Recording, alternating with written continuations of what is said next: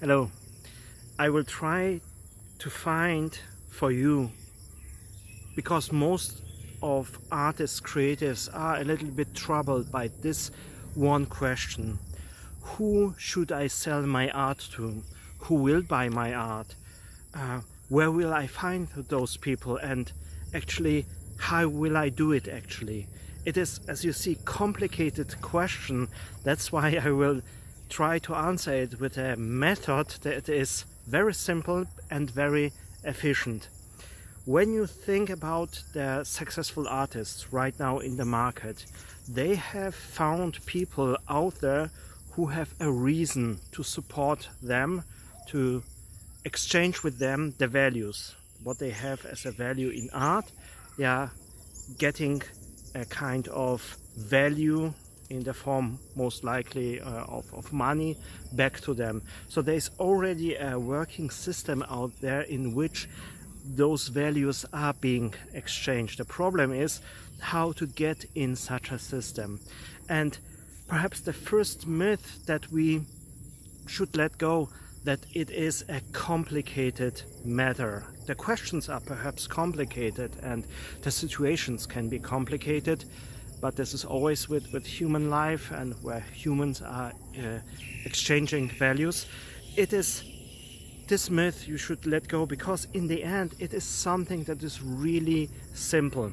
The method that I want to introduce to you today is the child question method. And imagine for a moment you have a child and you are playing with this child call and response. So you are making a question and the child is answering in the most simple way that is possible. Oh, it's even answering with a question. So to the question, who will buy my art, such a child, that the simplest possible answer to this question would be, of course, someone who is willing to buy your art, someone who wants to buy your art. And in this you can see the simplicity of such a chain of question and answers can lead you to real great insights. Because when you think about it, when we are thinking about who will buy my art, it is always about who is willing to give me money. But actually, is it really the point that you just want some money? Are you also giving someone money for something that you don't want? Of course not. And the same goes for the possible client of yours. This person wants to buy your art for a reason. There is a certain value this person is actually interested in. So the question, who will buy my art, is actually about who is interested in the values that I have to offer. And this is changing that situation completely, because now it is not about who will buy my art, but what values do I have to offer and who will be interested in those values. And thinking in such a perspective is really changing the game for you. And it is really an interesting experiment. I will not go to the details, because for every artist this chain of answers and questions is different. So perhaps when you have the time, you can go together with someone or even do it for yourself on a piece of paper and try to really ask the questions that you are having and answer them in the most simplest way, and you will come to very interesting insights what actually you are wanting, and you will figure out who is actually willing to in the end exchange money for your art. So this is the first part. The second part is perhaps the one that is when we are hearing this question, who is willing to buy my art, there is a certain kind of overwhelm, disorientation, because things are not clear. And to this part I will offer kind of overview. It is always wise, before you are going onto a journey, on a quest, because wanting money for your art, wanting to find clients is a kind of adventure. It is a quest. It is wise always, before you go on an adventure, when you are step into the woods, to have a look on a map before you are stepping in, so you are not confused and just captured in the situation. And then when you are in the woods, you are not seeing your path because because of all the obstacles that are in the way, and so on. So it is easy later on to become confused. Most likely when we are asking the question, who will buy my art, we are already stepped into the adventure of selling art, and this is the problem, because then we are already in this confused situation, and then to get an overview is really a little bit complicated. So let me show you the easiest possible map how you can actually find yourself on a kind of in a kind of sector on this map. Because when you think about it, the art market, in the simplest way, the possible buyers for your art can be divided in categories. They are buyers on the starter market, so people who are just interested in the art, they want the art just for pleasure, something to hang in the flat, to make the house more beautiful. Then that is the primary market. This is more the professional market, like art galleries and so on. So people who are already doing a business with your art. And then that is the secondary market. This is really the high trade of art with art collectors and so on. And you can also divide it in the simplest possible way, the whole thing, between your regional market, das bedeutet the people all around you, the national market, it don't have to be your nation, but a bigger surrounding that you can imagine, and the international market. So it is all global, worldwide selling of art. So the market is starting actually with the starter market near to you. So it can be find an art lover just around you, and is ending with a high profile art collector who is buying and selling art internationally.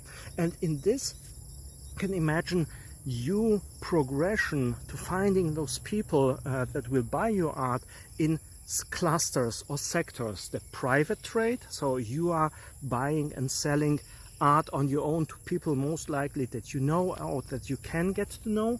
Then the low trade, it is about art galleries. Most likely in this trade you need intermediate, someone that is working with you, an agent, a gallerist, and so on.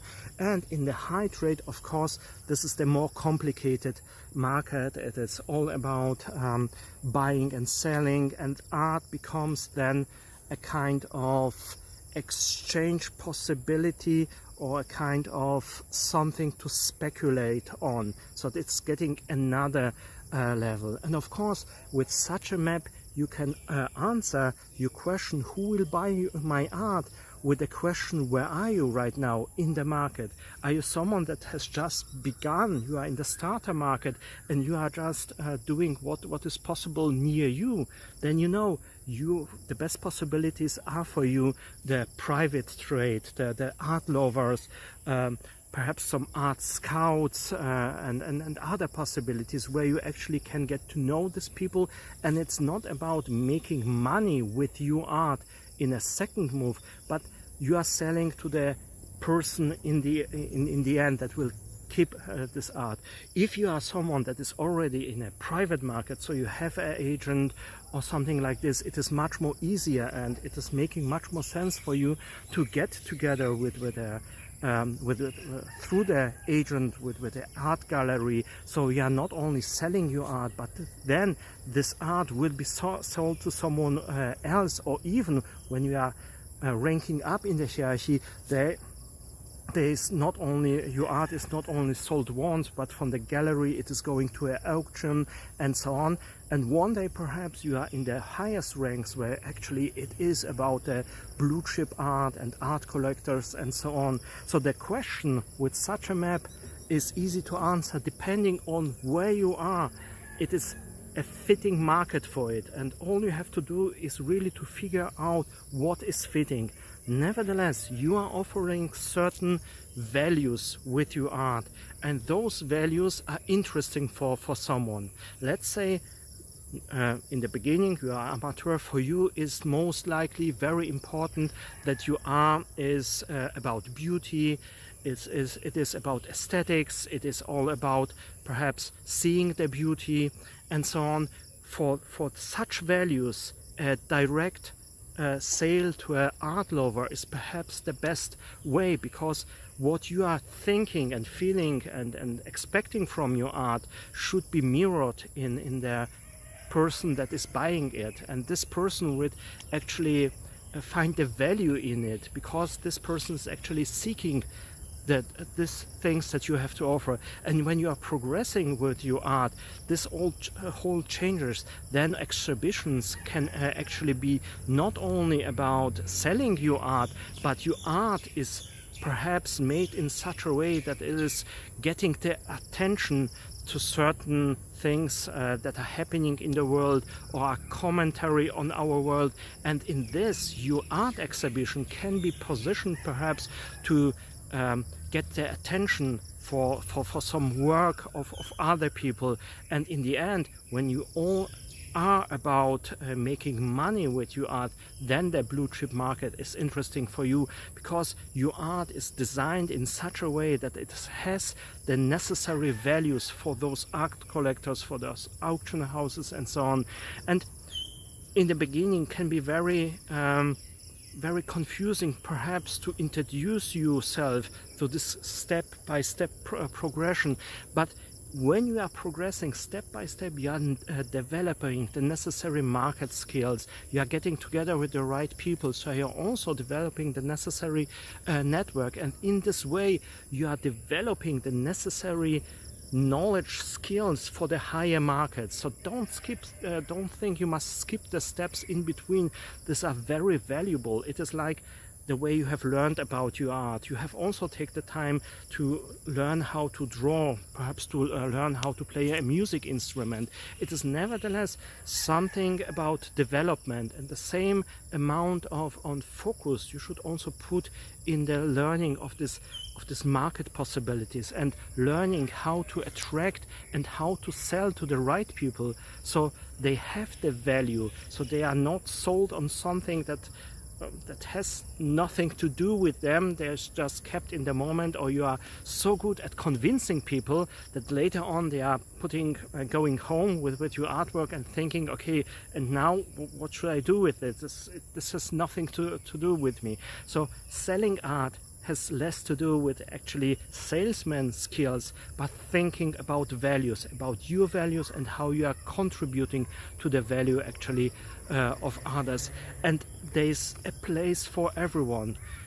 Best example, I have been counseling an artist that was painting with her own blood actually, and she was thinking, there's no one that actually can buy my art. And I was thinking, really? Let's think about this values. It is about blood, humanity, and biology and so on. So with time, to make the story short, we figured out that actually a genetic laboratorium, genetic company was really interesting in her art, because they have also developed certain cures for blood diseases and so on. So it was a natural coming together of interests, values and so on. There's always someone who has the same values, who can use the values you are producing for his or her own agenda. And all it takes is really to sit down and think about your art, your values, and how you can be of use to other people, and who is the person that will really not only give you the money, but it is exchanging your values through their universal value of money. It is just an exchange of resources then.